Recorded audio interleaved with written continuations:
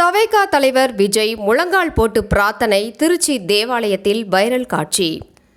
திருச்சி கிழக்கு தொகுதியில் உள்ள தேவாலயத்தில் தவைகா தலைவர் விஜய் முழங்கால் போட்டு பிரார்த்தனை செய்த வீடியோ சமூக வலைதளங்களில் வைரலாகி வருகிறது.